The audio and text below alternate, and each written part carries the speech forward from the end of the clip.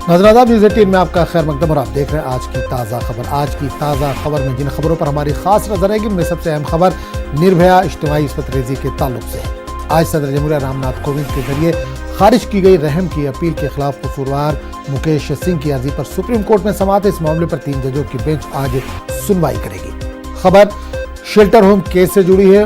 Muzaffarpur shelter home case में दिल्ली का Saket court आज सजा का ऐलान कर सकता है। कोर्ट ने इस मामले में ब्रिजेश ठाकुर समेत 19 लोगों को कसूरवार करार दिया है। खबर ओम बिरला से जुड़ी है। लोकसभा स्पीकर ओम बिरला ने शहरियत कानून के खिलाफ यूरोपीय यूनियन में मुजवजा करारदाद पर सख्त नाराजगी का इजहार किया। उन्होंने इस ताल्लुक से यूरोपीय यूनियन के सदस्य डेविड मारियासमोली को खत भी लिखा है। खबर दिल्ली में होने वाले असेंबली इंतखाबात के सिलसिले में आज दिल्ली में रोड शो और रैलियों का दौरा रहेगा। आम आदमी पार्टी, बीजेपी और कांग्रेस इंतखाबी मुहिम में अपनी पूरी ताकत झोंकने वाली है।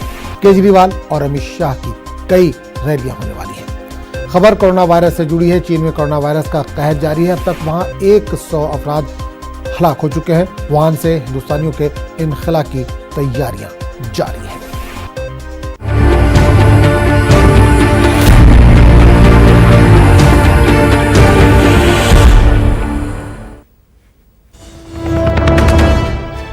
और इस वक्त बड़ी खबर आ रही है जम्मू कश्मीर से। जम्मू कश्मीर के जिला बारामूला से बड़ी खबर। सोपोर पुलिस ने मुश्तबा अफराद को किया गिरफ्तार। मुबैना तौर पर लश्कर तैयबा से मुंसलिक एक शख्स को कल रात पकड़ा गया। बताया जा रहा है कि पकड़े गए शख्स ने फेंका था ग्रेनेड।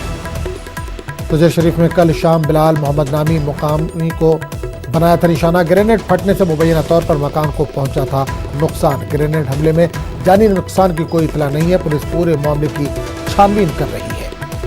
तो एक बार फिर बता दें आपको, इस वक्त खबर जम्मू कश्मीर से आ रही है। जम्मू कश्मीर के जिला बारामूला से बड़ी खबर।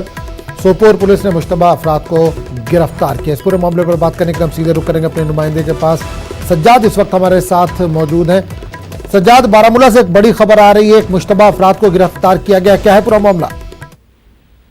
जी आजम, मैं आपको बता दूं कि कल रात देर गए एक मुकामी शख्स है गुलाम मोहम्मद नाम से, जो तुजर शरीफ का रहने वाला है, तो उसके घर पे कल शाम एक धमाके की आवाज सुनाई दी, जिसपे पुलिस, सिक्योरिटी फोर्सेस, आर्मी जाए मौके पे पहुंची तो मकान को काफी नुकसान हो गया था। खिड़कियां, शीशे वगैरह टूट गए थे। तो उस ग्रेनेड हमले के बाद सिक्योरिटी फोर्सेस ने पूरे इलाके को घेरे में ले लिया है। और अभी मेरी जो है एसएसपी सोपोर जावेद इकबाल से बात हुई।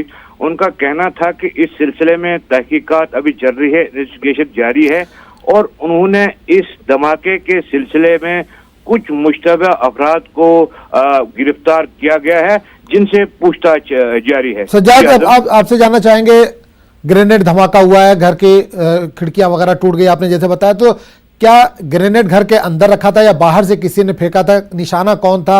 इस ताल्लुक से कुछ पुलिस बता पा रही है? नहीं, ऐसा कहा जा रहा है कि यही घर निशाना था और बाहर से फेंका गया था, जो मकान के सहन के बाहर ही फट गया, जिससे एक खिड़की और चंद जो है शीशे जो हैं घर के वो टूट गए। और जिसके बाद पुलिस, सीआरपीएफ वगैरह जाए मौके पे पहुंची और उन्होंने तहकीकात शुरू कर दी।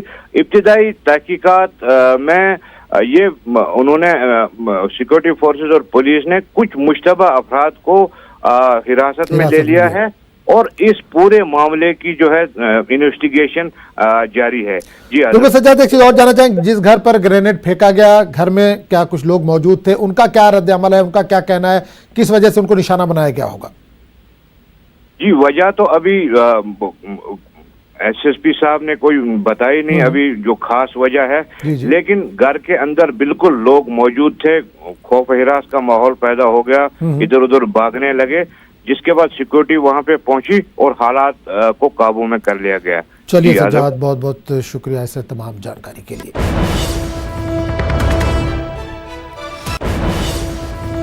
इस वक्त और बड़ी खबर आ रही है। शरजील इमाम के तलाश जारी। ज़िम्मे में शरजील के छोटे भाई को लिया गया हिरासत में। 2 मजीद अफराद को भी हिरासत में लिया गया। हवाई घर से हिरासत में लिए गए अहले खाना से पूछताछ जारी है। बिहार में जहानाबाद के काको थाना इलाके में हुई है ये कार्रवाई। आपको एक बार फिर बता दें, इस वक्त बड़ी खबर आ रही है शरजील इमाम के ताल्लुक से। शर्जील इमाम की तलाश जारी है। इस जिम्न में शर्जील के छोटे भाई को हिरासत में लिया गया, 2 मजीद अफराद को भी हिरासत में लिया गया है। आबाई घर से हिरासत में लिए गए अहले खाना से पूछताछ जारी है। और इससे पूरे मामले पर बात करने के लिए नुमाइंदे रागिब के पास चलेंगे, जो इस वक्त जहानाबाद में मौजूद है।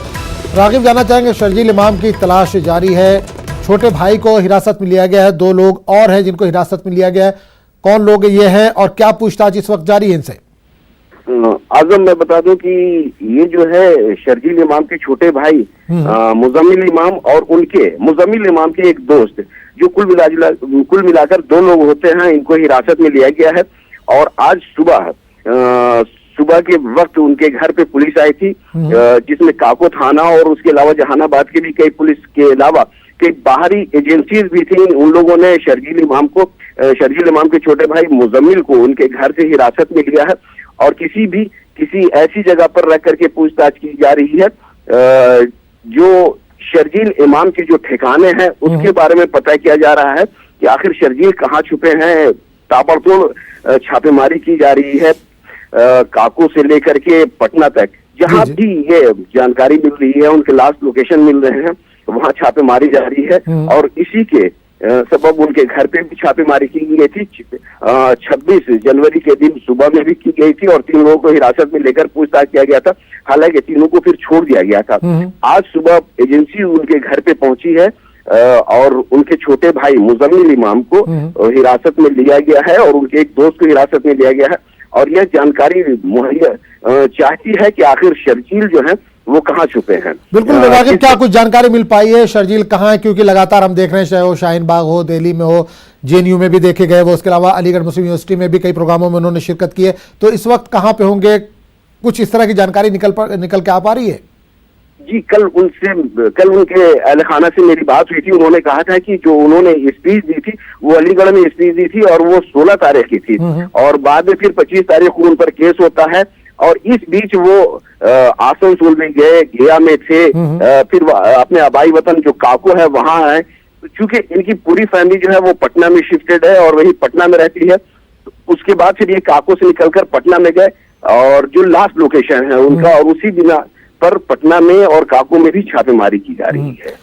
चलिए, काको में तो छापेमारी की गई। आपने बताया कि इनकी पूरी फैमिली जो है वो पटना में शिफ्ट है, तो क्या पटना में भी कुछ गिरफ्तारियां हो सकती हैं? कुछ लोगों से पूछताछ के लिए हिरासत में लिया जा सकता है कुछ लोगों को? आजम, मैं क्लियर कर दूं कि जैसे ही ये पुलिस की जो मामला दर्ज करने की खबर आई थी, इस बीच में उनकी एक ज़ईफ माँ है जो और एक छोटा भाई है। पूरे अहले खाना में यही 2 हैं और दोनों फिर वापस अपने आबाई वतन काको आ गए थे। और यहाँ पर पुलिस ने उनको जो छोटे भाई हैं जो काको में ही रह करके अपने कुछ घर बनवाने का काम कर रहे थे, उनको हिरासत में लिया गया है और उनसे यह जानकारी मांगी जा रही है कि आखिर शर्जील है कहाँ। और उसका फोन जो है, क्योंकि जैसी केस हुआ था उसका फोन जो है वो स्विच ऑफ हो गया था। इस मामले में लेकर कि कोई और फोन यूज कर रहा है, कोई और नंबर है या फिर वो कहाँ छुपा है, इस बारे में जानकारी हासिल कर रहे हैं। चलिए, बहुत बहुत शुक्रिया रागिब इस